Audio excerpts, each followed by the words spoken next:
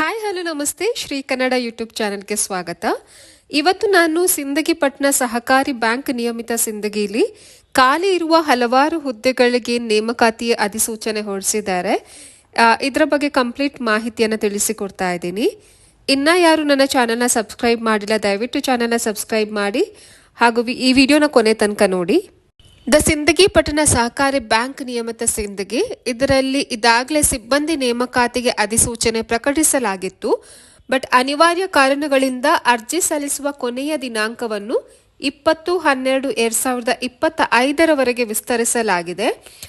ಈಗಾಗಲೇ ಅರ್ಜಿ ಸಲ್ಲಿಸಿದವರು ಮತ್ತೆ ಅರ್ಜಿ ಸಲ್ಲಿಸುವ ಅವಶ್ಯಕತೆ ಇರುವುದಿಲ್ಲ. ದಿನಾಂಕ 26/12/2022 ಅಡಿಯಲ್ಲಿ ಹೊರಡಿಸಿದ ಆದೇಶದ ಮೇರೆಗೆ ದಿ ಸಿಂದಗಿ ಪಟ್ಟಣ ಸಹಕಾರಿ ಬ್ಯಾಂಕ್ ಸಿಂದಗಿ ಇದರಲ್ಲಿ ಖಾಲಿ ಇರುವ ಹುದ್ದೆಗಳಿಗೆ ನೇಮಕಾತಿ ಮಾಡಿಕೊಳ್ಳಲು ಅರ್ಹ ಅಭ್ಯರ್ಥಿಗಳಿಂದ ಅರ್ಜಿಯನ್ನು ಆಹ್ವಾನಿಸಲಾಗಿದೆ. ಇಚ್ಛೆಯುಳ್ಳ ಅಭ್ಯರ್ಥಿಗಳು ಆನ್ಲೈನ್ ಮೂಲಕ 20/12/2025 ಒಳಗೆ ಅರ್ಜಿಯನ್ನು ಸಲ್ಲಿಸಬಹುದು. ಸೊ ಇದು ಕಂಪ್ಲೀಟ್ ಆನ್ಲೈನ್ ಪ್ರೋಸೆಸ್ ಇರುತ್ತೆ. ಮುಂದಿನ ತಿಂಗಳು 20ರ ತಾರೀಕಿನ ಒಳಗಡೆ ನೀವು ಅರ್ಜಿಯನ್ನು ಆನ್ಲೈನ್ ಮೂಲಕ ಸಂಜೆ 5 ಗಂಟೆಯ ಒಳಗಡೆ ನೀವು ಸಲ್ಲಿಸಬೇಕಾಗತ್ತೆ.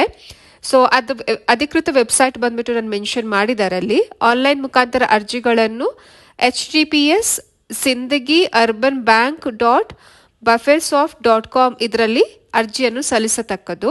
ನಾನು ಡಿಸ್ಕ್ರಿಪ್ಷನ್ ಬಾಕ್ಸಲ್ಲೂ ಇದರದ್ದು ಲಿಂಕ್ ಎಲ್ಲ ಕೊಟ್ಟಿರ್ತೀನಿ. ಇದಕ್ಕೆ ವಿಸಿಟ್ ಮಾಡಿ ಅರ್ಜಿಯನ್ನು ಸಲ್ಲಿಸಿ. ಇನ್ನು ನೇಮಕಾತಿ ಮಾಡಿಕೊಳ್ಳುತ್ತಿರುವ ಹುದ್ದೆಗಳ ಡೀಟೇಲ್ಸ್ನ ನೋಡೋಣ. ಸೊ ಮೊದಲನೇದಾಗಿ ಕಿರಿಯ ಸಹಾಯಕರು, ಟೋಟಲ್ ಆಗಿ 6 ಹುದ್ದೆಗಳು ಖಾಲಿ ಇದೆ. ಆ್ಯಂಡ್ ಎರಡನೇದಾಗಿ ಜವಾನ ಪಿಯಾನ್, ಸೊ ಇದು 4 ಹುದ್ದೆಗಳು ಖಾಲಿ ಇದೆ. ಸೊ ಟೋಟಲ್ ಆಗಿ 10 ಹುದ್ದೆಗಳಿಗೆ ಈ ಒಂದು ಅರ್ಜಿಯನ್ನು ಕರೆದಿರುವಂಥದ್ದು. ಇನ್ನು ಇದಕ್ಕೆ ಅಪ್ಲೈ ಮಾಡಲು ವಿದ್ಯಾರ್ಹತೆ ಬಗ್ಗೆ ನೋಡೋದಾದರೆ ಕಿರಿಯ ಸಹಾಯಕರಿಗೆ ಕರ್ನಾಟಕ ಸರ್ಕಾರದಿಂದ ಮಾನ್ಯತೆ ಪಡೆದ ವಿಶ್ವವಿದ್ಯಾಲಯದ ಪದವಿಯನ್ನು ಹೊಂದಿರಬೇಕಾಗತ್ತೆ. ಈ ಹುದ್ದೆಗೆ ಪದವೀಧರರು ತಮ್ಮ ಪದವಿಯ ಎಲ್ಲ ಸೆಮಿಸ್ಟರ್ಗಳಲ್ಲಿ ಕನಿಷ್ಠ 60ರಷ್ಟು ಅಂಕವನ್ನು ಪಡೆದಿರಬೇಕು. ಮತ್ತು ಸಹಕಾರ ವಿಷಯದಲ್ಲಿ ಪದವಿ ಡಿಪ್ಲೊಮಾ ಮುಗಿಸಿದವರಿಗೆ, ಕಂಪ್ಯೂಟರ್ ಪರಿಜ್ಞಾನ ಹೊಂದಿದವರಿಗೆ ಮತ್ತು ಕನಿಷ್ಠ 3 ವರ್ಷ ಬ್ಯಾಂಕ್ನಲ್ಲಿ ಕಾರ್ಯನಿರ್ವಹಿಸಿದ ಅನುಭವ ಹೊಂದಿದವರಿಗೆ ಮಾತ್ರ ಆದ್ಯತೆಯನ್ನು ನೀಡಲಾಗುತ್ತೆ. ಸೊ ಇದರಲ್ಲಿ ಎಕ್ಸ್ಪೀರಿಯನ್ಸ್ ಇರುವಂಥವರಿಗೆ ಮಾತ್ರ ಮೊದಲ ಆದ್ಯತೆಯನ್ನು ನೀಡಲಾಗುತ್ತದೆ. ಆ್ಯಂಡ್ ಎರಡನೇದಾಗಿ ಜವಾನ, ಸೊ ಇದರಲ್ಲಿ SSLC ಅಥವಾ ತಾತ್ಸ್ಮಾನ ಪರೀಕ್ಷೆಯಲ್ಲಿ ಅಭ್ಯರ್ಥಿಗಳು ಕನಿಷ್ಠ 45ರಷ್ಟು ಅಂಕ ಪಡೆದು ಪಾಸ್ ಆಗಿರಬೇಕು. ಇದರಲ್ಲಿ SSLC ಕಂಪ್ಲೀಟ್ ಮಾಡಿರಬೇಕು. ಇನ್ನು ಅರ್ಜಿ ಸಲ್ಲಿಸಲು ವಯೋಮಿತಿ ಬಗ್ಗೆ ನೋಡೋದಾದರೆ ಅಭ್ಯರ್ಥಿಯು ಅರ್ಜಿಯನ್ನು ಸಲ್ಲಿಸುವ ಕೊನೆಯ ದಿನಾಂಕಕ್ಕೆ 18 ವರ್ಷ ಪೂರೈಸಿರಬೇಕು ಮತ್ತು ಗರಿಷ್ಠ ವಯೋಮಿತಿ 35 ವರ್ಷಗಳನ್ನು ಮೀರಿರಬಾರದು. ಹಿಂದುಳಿದ ವರ್ಗದವರಿಗೆ ಅಂದರೆ ಇದು 18ರಿಂದ 35 ವರ್ಷ ಸಾಮಾನ್ಯ ಅಭ್ಯರ್ಥಿಗಳಿಗೆ, ಹಿಂದುಳಿದ ವರ್ಗದವರಿಗೆ 38 ವರ್ಷಗಳ ತನಕ ಇರುತ್ತದೆ. ಪರಿಶಿಷ್ಟ ಜಾತಿ ಪಂಗಡ ಪ್ರವರ್ಗ 1 ಅಭ್ಯರ್ಥಿಗಳಿಗೆ 40 ವರ್ಷಗಳ ತನಕ ಇರುತ್ತದೆ. ಇನ್ನು ಅರ್ಜಿ ಶುಲ್ಕ ಬಗ್ಗೆ ನೋಡೋದಾದರೆ ಕಿರಿಯ ಸಹಾಯಕರು ಹುದ್ದೆಗಳಿಗೆ 1,000 ರೂಪೀಸ್ ಅರ್ಜಿ ಶುಲ್ಕ ಇರುತ್ತದೆ GST ಸೇರಿಸಿ. ಜವಾನ ಹುದ್ದೆಗಳಿಗೆ 500 ರೂಪಾಯಿ ಅರ್ಜಿ ಶುಲ್ಕ ಇರುತ್ತದೆ GST ಸೇರಿಸಿ. ಮತ್ತು ಇದಕ್ಕೆ ರೀಫಂಡ್ ಯಾವುದೇ ಇರುವುದಿಲ್ಲ. ಇನ್ನು ಅರ್ಜಿ ಸಲ್ಲಿಸುವ ವಿಧಾನವನ್ನು ತಿಳಿದುಕೊಳ್ಳೋಣ. ಸೊ ಮೊದಲನೇದಾಗಿ ಬ್ಯಾಂಕ್ನ ವೆಬ್ಸೈಟ್ ಮೂಲಕ ಮೆನ್ಷನ್ ಮಾಡಿರುವ ಲಿಂಕ್ನಲ್ಲಿ ಮಾತ್ರ ಆನ್ಲೈನ್ ಮುಖಾಂತರ ಅರ್ಜಿಯನ್ನು ಸಲ್ಲಿಸಬೇಕಾಗತ್ತೆ. ನಾನು ಲಿಂಕ್ನ ಡಿಸ್ಕ್ರಿಪ್ಷನ್ ಬಾಕ್ಸಲ್ಲಿ ಕೊಟ್ಟಿರ್ತೀನಿ, ಅದನ್ನ ಕ್ಲಿಕ್ ಮಾಡಿ ನೀವು ಅರ್ಜಿಯನ್ನು ಸಲ್ಲಿಸ್ಬೋದು. ಅರ್ಜಿಗಳನ್ನು ಸಲ್ಲಿಸುವಾಗ ಆಯಾ ಹುದ್ದೆಗಳ ಅರ್ಜಿಗಳನ್ನು ಆಯ್ಕೆ ಮಾಡಿ ಅರ್ಜಿಯನ್ನು ಸಲ್ಲಿಸಬೇಕಾಗತ್ತೆ. ಮತ್ತು ಅರ್ಜಿಗಳನ್ನು ಆನ್ಲೈನ್ ಮೂಲಕ 20/12/2025 ಸಾಯಂಕಾಲ 5 ಗಂಟೆಯ ಒಳಗಡೆ ನೀವು ಅರ್ಜಿಯನ್ನು ಸಲ್ಲಿಸಬೇಕಾಗತ್ತೆ. ಮತ್ತು ಅರ್ಜಿಯಲ್ಲಿರುವ ಎಲ್ಲ ಅಂಕಣಗಳನ್ನು ಭರ್ತಿ ಮಾಡಬೇಕಾಗತ್ತೆ. ಮತ್ತು ಅಭ್ಯರ್ಥಿಗೆ ಕನ್ನಡ ಭಾಷಾ ಪರಿಜ್ಞಾನ ಕಡ್ಡಾಯವಾಗಿರುತ್ತದೆ. ಸೊ ಇದಿಷ್ಟು ಬಂದ್ಬಿಟ್ಟು ಅರ್ಜಿ ಸಲ್ಲಿಸುವ ವಿಧಾನ. ಇನ್ನು ಆಯ್ಕೆಯ ವಿಧಾನ ಯಾವ ಥರ ಇದೆ ಅಂತ ನೋಡ್ಕೊಳ್ಳೋಣ. ಸೊ ಕಿರಿಯ ಸಹಾಯಕರ ಹುದ್ದೆಗಳ ಅಭ್ಯರ್ಥಿಗಳಿಗೆ ಹುದ್ದೆಗೆ ನಿಗದಿಪಡಿಸಿದ ಅರ್ಹತಾ ಪರೀಕ್ಷೆಯಲ್ಲಿ ಗಳಿಸಿದ ಶೇಕಡಾವಾರು ಅಂಕಗಳ ಆಧಾರದ ಮೇಲೆ ಲಿಖಿತ ಪರೀಕ್ಷೆಗೆ ಕರೆಯಲಾಗುತ್ತದೆ. ಮತ್ತು ಅಧಿಕೃತ ಬಾಹ್ಯ ಸಂಸ್ಥೆಗಳಿಂದ ನಡೆಸಿದ ಲಿಖಿತ ಪರೀಕ್ಷೆಯಲ್ಲಿ ಗಳಿಸಿದ ಅಂಕಗಳನ್ನು 85% ಇಳಿಸಿ 1:5 ಅನುಪಾತದಲ್ಲಿ ಮೌಖಿಕ ಸಂದರ್ಶನಕ್ಕೆ ಕರೆಯಲಾಗುತ್ತದೆ. ಲಿಖಿತ ಪರೀಕ್ಷೆಗಳ ಡೀಟೇಲ್ಸ್ ಅನ್ನು ಮೆನ್ಷನ್ ಮಾಡಿದ್ದಾರೆ. ಕನ್ನಡ ಭಾಷೆ 50 ಅಂಕಗಳು, ಸಾಮಾನ್ಯ ಜ್ಞಾನ 25 ಅಂಕಗಳು, ಭಾರತದ ಸಂವಿಧಾನ 25 ಅಂಕಗಳು, ಮತ್ತು ಇಂಗ್ಲಿಷ್ ಭಾಷೆ 25 ಅಂಕಗಳು, ಸಹಕಾರ ಮತ್ತು ಬ್ಯಾಂಕಿಂಗ್ 50 ಅಂಕಗಳು, ಸಮಾಜದ ಯುಕ್ತವಾದ ಚಟುವಟಿಕೆ ಮತ್ತು ವಸ್ತುನಿಷ್ಠ ವಿಷಯ 25 ಅಂಕಗಳು.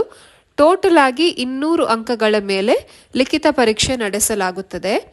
ಮತ್ತು ಕಿರಿಯ ಸಹಾಯಕರ ಹುದ್ದೆಗಳಿಗೆ ಲಿಖಿತ ಪರೀಕ್ಷೆ ಮತ್ತು ಸಂದರ್ಶನದ ದಿನಾಂಕ, ಸ್ಥಳ ಮತ್ತು ಟೈಮಿಂಗ್ ಸಮಯ ಇವುಗಳ ವಿವರಗಳನ್ನು ನಿಮಗೆ ಅಲ್ಲಿ ಪ್ರತ್ಯೇಕವಾಗಿ ತಿಳಿಸ್ಕೊಡ್ತಾರೆ.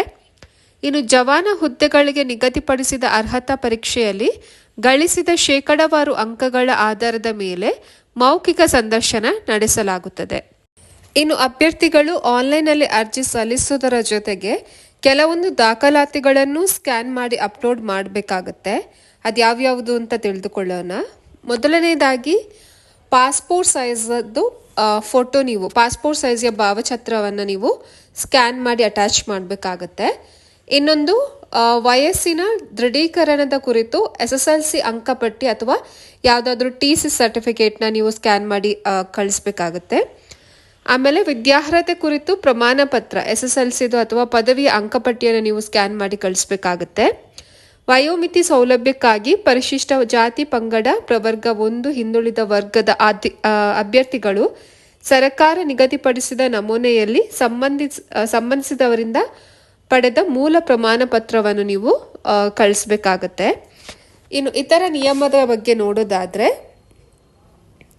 ಪೂರ್ಣ ವಿವರಗಳನ್ನು ಹೊಂದದೇ ಇರುವ ಹಾಗೂ ಅವಶ್ಯಕತೆ ದಾಖಲಾತಿಗಳನ್ನು ಅಪ್ಲೋಡ್ ಮಾಡದೇ ಇರುವ ಅವಧಿ ಮೀರಿ ಅಪ್ಲೋಡ್ ಮಾಡಿದ ಮತ್ತು ಇತರ ಅಭ್ಯರ್ಥಿಗಳ ಅರ್ಜಿಯನ್ನು ತಿರಸ್ಕರಿಸಲಾಗುವುದು. ಮತ್ತು ಅಭ್ಯರ್ಥಿಗಳ ಆಯ್ಕೆ, ಅರ್ಜಿ ಸ್ವೀಕರಿಸುವ ಮತ್ತು ನಿರಾಕರಿಸುವ ಹಕ್ಕನ್ನು ನೇಮಕಾತಿ ಸಮಿತಿ ಕಾಯ್ದಿರಿಸಿಕೊಂಡಿದೆ. ಮತ್ತು ನೇಮಕಾತಿಯನ್ನು ಯಾವುದೇ ಕಾರಣ ನೀಡದೆ ಮುಂದೂಡುವ, ರದ್ದುಪಡಿಸುವ, ನಿಬಂಧನೆಗಳನ್ನು ಬದಲಾಯಿಸುವ ಸಂಪೂರ್ಣ ಹಕ್ಕನ್ನು ಬ್ಯಾಂಕ್ ಕಾಯ್ದಿರಿಸಿಕೊಂಡಿದೆ. ಆಯ್ಕೆಗೊಂಡ ಅಭ್ಯರ್ಥಿಗಳು 2 ವರ್ಷ ಅವಧಿಯ ಪರೀಕ್ಷಾರ್ಹ ಸೇವೆಯಲ್ಲಿ ಇರಬೇಕಾಗುವುದು ಹಾಗೂ ಬ್ಯಾಂಕಿನಿಂದ ಸಂಬಂಧಿಸಿದಂತೆ ಭದ್ರತೆಯನ್ನು ನೀಡಬೇಕಾಗುತ್ತದೆ. ನೇಮಕಾತಿಗೆ ಸಂಬಂಧಿಸಿದಂತೆ ಬ್ಯಾಂಕ್ನೊಂದಿಗೆ ಯಾವುದೇ ರೀತಿಯ ಪತ್ರ ವ್ಯವಹಾರ ಮಾಡಲು ಆಸ್ಪದ ಇರುವುದಿಲ್ಲ. ಮತ್ತು ಕನ್ನಡ ಓದಲು ಮತ್ತು ಬರೆಯಲು ಕಡ್ಡಾಯವಾಗಿ ಬರಬೇಕಾಗುತ್ತೆ. ಮತ್ತು ಮೌಖಿಕ ಮತ್ತು ಲಿಖಿತ ಪರೀಕ್ಷೆಗಳಿಗೆ ಅಭ್ಯರ್ಥಿಗಳು ತಮ್ಮ ಸ್ವಂತ ಖರ್ಚಿನಲ್ಲಿ ಅಂದರೆ ನೀವು ಸ್ವಂತ ಖರ್ಚಿನಿಂದ ನೀವು ವಿಸಿಟ್ ಮಾಡಬೇಕಾಗುತ್ತೆ. ಯಾವುದೇ ಅಭ್ಯರ್ಥಿಗೆ ಸಂದರ್ಶನಕ್ಕೆ ಮಾಹಿತಿ ಬಂದಿಲ್ಲವೆಂದರೆ ಸಂದರ್ಶನಕ್ಕೆ ಅರ್ಹತೆ ಹೊಂದಿಲ್ಲವೆಂದು ತಿಳಿಯಬೇಕಾಗುತ್ತೆ. ಸೊ ಇದಿಷ್ಟು ಡೀಟೇಲ್ಸ್ ಮತ್ತು ರೂಲ್ಸ್ ಆ್ಯಂಡ್ ರೆಗ್ಯುಲೇಷನ್ಸ್ ಆಗಿರುತ್ತದೆ. ಇನ್ನು ಹೆಚ್ಚಿನ ಮಾಹಿತಿಗಾಗಿ ನೀವು ಇವರ ಅಧಿಕೃತ ವೆಬ್ಸೈಟ್ ಮೂಲಕ ವಿಸಿಟ್ ಮಾಡಿ ತಿಳ್ಕೊಬಹುದು. ಮೆನ್ಷನ್ ಮಾಡ್ತೀನಿ ನಾನು ಡಿಸ್ಕ್ರಿಪ್ಷನ್ ಬಾಕ್ಸಲ್ಲಿ. ಮತ್ತು ಅಲ್ಲೊಂದು ಫೋನ್ ನಂಬರ್ನ ಮೆನ್ಷನ್ ಮಾಡಿದ್ದಾರೆ. ಏನಾದರೂ ಡೌಟ್ಸ್ ಅಥವಾ ಎನ್ಕ್ವೈರೀಸ್ ಇದ್ದರೆ ಅದೇ ನಂಬರ್ಗೆ ಕಾಂಟ್ಯಾಕ್ಟ್ ಮಾಡ್ಬೋದು. ಸೊ ಐ ಹೋಪ್ ಈ ಮಾಹಿತಿ ನಿಮಗೆ ಇಷ್ಟ ಆಗಿದೆ ಅಂತ ಅಂದ್ಕೊತೀನಿ. ಇಷ್ಟ ಆಗಿದ್ದಲ್ಲಿ ದಯವಿಟ್ಟು ಈ ವಿಡಿಯೋನ ಲೈಕ್ ಮಾಡಿ, ಶೇರ್ ಮಾಡಿ, ಕಮೆಂಟ್ ಮಾಡಿ. ಹಾಗೂ ಇನ್ನೂ ಯಾರು ನನ್ನ ಚಾನಲ್ನ ಸಬ್ಸ್ಕ್ರೈಬ್ ಮಾಡಿಲ್ಲ ದಯವಿಟ್ಟು ಚಾನಲ್ನ ಸಬ್ಸ್ಕ್ರೈಬ್ ಮಾಡಿ ನೋಡಿ. ಮುಂದಿನ ವಿಡಿಯೋದೊಂದಿಗೆ ಹೊಸ ಮಾಹಿತಿಯೊಂದಿಗೆ ಸಿಗುತ್ತೇನೆ. ಅಲ್ಲಿ ತನಕ ಧನ್ಯವಾದಗಳು.